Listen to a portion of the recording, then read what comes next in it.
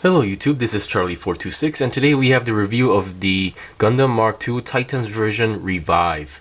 As you can see, first of all, compared to my other usual videos, this is in another new, how should I say, it's more like an action base. I will make a separate video about this action base, but for now let's get on to the kit. Now as I said, this is a Revive kit. Now what are Revive kits? Revive kits are basically the equivalent of a Master Grade 2.0. So basically this is a remake of the high grade Universal Century Gundam Mark II Titans version. I guess Bandai saw the first one was a bit old, so they made a new one. This one basically has better articulations and it has less num marks that is shown on the kit. So let's get on to the review. First of all, this is a Gundam Mark II, meaning there's another version. This is the Titans version, but there's also the Eogo version out there, the Eogo Revive as well. So if you want to get that, go pick it up.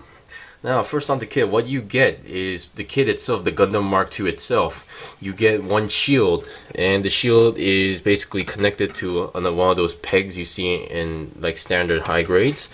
Now the shield, I didn't really expect it to have many details, but it has the ammo clips. Now this is just one entire piece, so yeah, don't expect them to pop out. I didn't expect the shield to have the folding feature, but I believe this can be also used as a hole. So there you go, you have the folded version, and you can attach it to that right away. But personally, I think the folded version doesn't really look good on the high grade, so I'm gonna stick with the, open shield like this one. And this one you can only attach it onto the side, not the back. So go figure.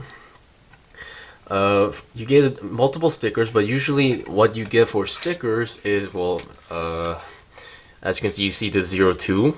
You get for 01, 02, 03, and they give you 3 of those each. One big one that goes onto the shoulder, a middle-sized sticker number that goes onto the knee, and another smaller version that goes onto the back skirt armor over here. Sorry, the focus. Okay, there we go. So excellent detail on that, and I really like how they made all sizes for the stickers. Beyond that, the only other stickers you get are usually for the weapons or other cameras. You get the green stickers for the cameras on the body, on the head, and on the back over here as well. And you get the one for the Vulcan pack on over here. So that's showable. And besides that, you get one for the beam rifle over here. Now, so that's what you get for stickers. So besides the shield, besides the 2 beam sabers and the Vulcan pack, you also get the Mark II's standard beam rifle. Now for the weapons, I was hoping it to be more detailed. Well, not in terms of the design, but I thought they would use separate colors, but they give you just overall just gray. So this was kind of surprising for me. To be honest, I'm not really used to high grades yet compared to master grade, so I was hoping a bit more color, but they got all the details right, so I'll just pass on that. And also for the bazooka, just plain gray, which caught me off guard. And the handle moves a bit, so that's a good part. The ammo clips for the weapons aren't removed; they're just there. So basically, you slap 2 pieces together to make one weapon. Now, onto the kit. As I said, the Vulcan pack can be separated, but it's kind of difficult to get in there, so I'm just going to leave it there. One thing I didn't really expect from a high grade is that this has sort of an inner frame. Now, I can't show you that because that would make me involving of taking this apart, and some parts wouldn't be just standing because you basically use smaller parts inside to make the arms and stuff. So all these parts are not just empty, there's something inside of them. Just consider that. And all those yellow vents on the shoulder, on the legs, those are all separate pieces. So yeah, and something that I'm still getting used to are the shoulders. Now how the shoulders work is that, now there's this peg over here. That's so I don't break anything. There we go. Oh, thank God. Oh, I think I kind of forced it, but yeah. The peg is on the shoulder, and you plug it in here. Just give me a moment. Yeah. So it's kind of stiff. Now everything here on the kit is stiff, which is a good thing. Okay, let me just reattach that. There we go. I hope I don't need to buy another one. Well, then again, if I do buy one, that would give me spare parts, so it's a good thing.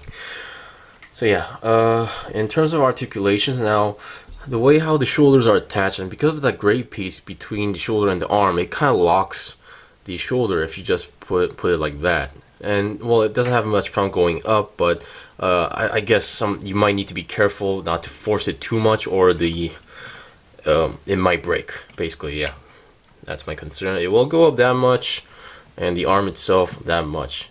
In terms of articulation, it's very good. It has a double joint, and I know some people are really enthusiastic about that. Now it has a double joint.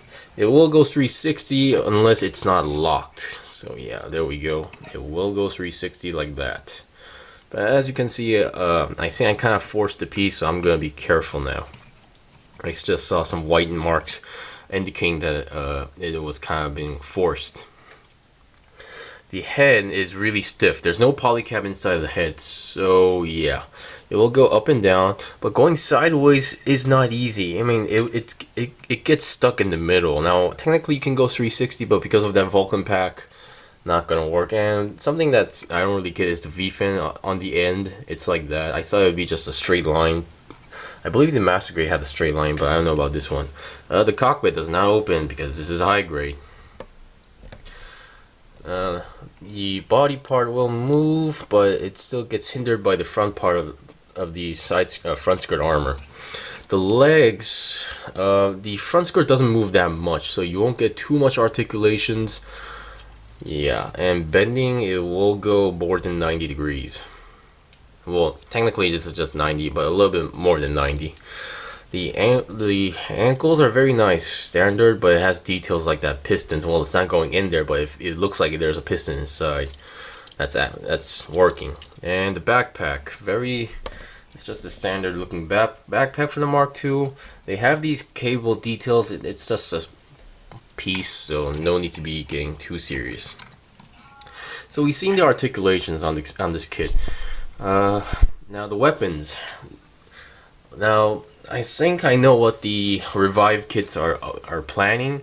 Basically, they only give you two hands, which is just the open style hands. It has no problem holding the beam saber.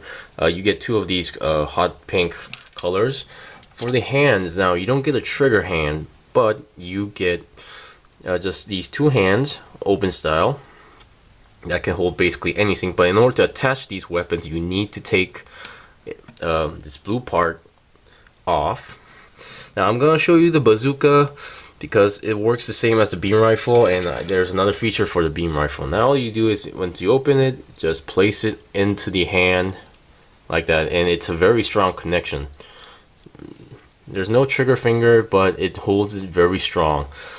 And then you get it on, and then all you need to do is, whoops. The only high grade kit I broke was the silver bullet, and that made me really angry. I hope this doesn't break because I am loving this kit at the moment. And there you go, you have the bazooka. It has no problem holding it, and the position is correct. It goes on to the shoulder because thanks to the handle that can move as well. Another feature, as I mentioned, it works the same as for the beam rifle, but you can see like the high grade Nemo I recently shown, this has a peg and there's a hole on the side skirt armor, and what you can do is attach it to the side like that. Now the high grade Nemo had no problem, but this time the beam rifle is kind of touching the body. Yeah, it kind of interferes with the body, so it might fall off if you try to do radical poses. I think they made the beam rifle a little bit bigger or larger for the high grade. So yeah, that was the review of the high grade Universal Century Gundam Mark II Titans version Revive. This is a very great kit, good for starters, but one thing to be careful is the shoulders. When you're making the shoulders, or more likely attaching the shoulders to the body, be careful because it's really stiff. And even for me, when I was pulling out, you saw some stress marks. Just be extremely careful. And when you pose it, remember that just always have in mind that these are kind of in a lock system, because that gray piece on the that is on the body goes inside the shoulder, so it's always locked in there. So you need to like pull it down a bit and then move it around. I say it's kind of a good feature at the same time, but also a bad feature at the same time, because if you're not aware of it, there's a high chance you might break it. So beyond that, everything is fine. It's fun to build, great price, and great detail for a high grade. Oh, and I also forgot, this is a feature that I really don't care about, but you can actually attach the bazooka onto the back skirt like in the anime or games, and it will stay shut and really strong connection. And just before I end, let's see if I can attach it before, like, there we go. Yeah, it has a strong connection. Shake it, it won't fall off. So yeah, that was the review. This was the review of the High Grade Universal Century Mark II Revive. This, as I mentioned, this is the Titans version. If you want to go for the Elgo kit, go for it. The only difference is the color. Everything that comes with the kit is the same, except for the stickers, I guess. So yeah, I hope you found this video informative or fun or helpful. If you liked my videos, please like my videos and also subscribe to my channel. I have more reviews to make and more Gundams or Gunpla to buy. So please stay tuned, and until then, see you guys next time.